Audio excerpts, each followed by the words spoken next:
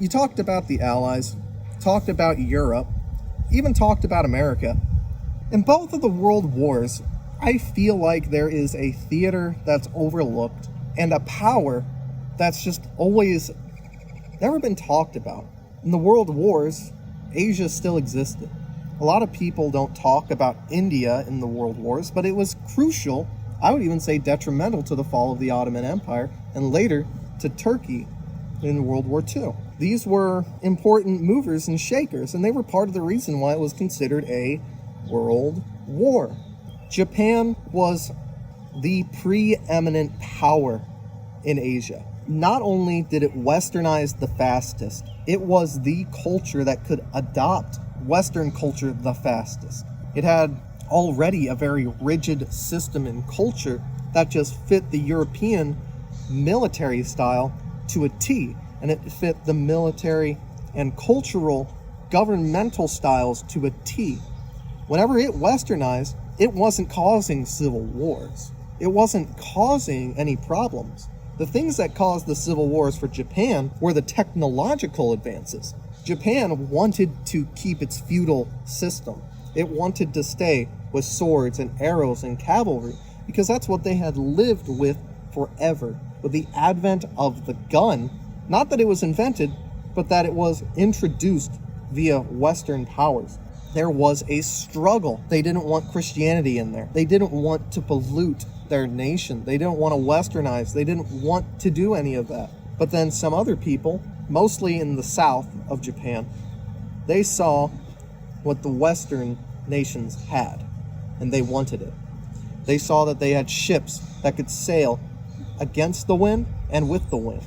They had ships that could fire projectiles that would explode upon impact.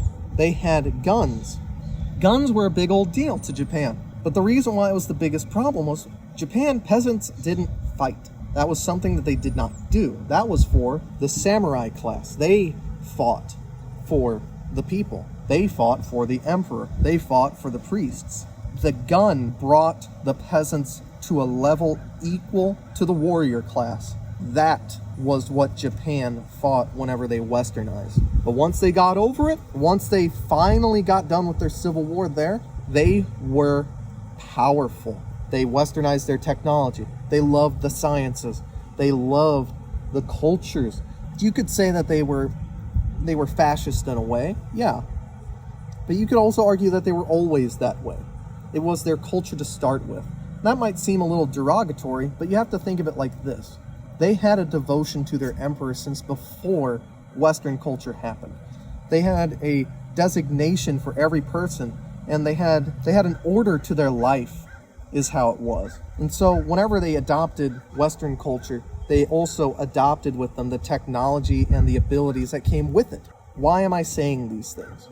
Because you have to remember, Japan became equal to the European powers without the European powers really doing anything other than opening their ports. And the rest of Asia was not ready for it. They fought Russia to a standstill. Think about that. The European powers, for hundreds of years, always kept Russia down because they were always scared of what they could do. Catherine the Great was a big problem. Peter was a big problem. But Japan didn't really see it as a problem. They fought them to a standstill and created a peace. The Russian front for most of World War II was not even a front to the Japanese. They were able to invade Manchuria. They were able to go into mainland China, island hop through Malaysia, almost unimpeded. The pieces we have here look similar to other pieces, yet have their own distinctions. They hearken back to things that the Europeans did, but with a flavor and a distinction that you aren't against, but you think are a little weird.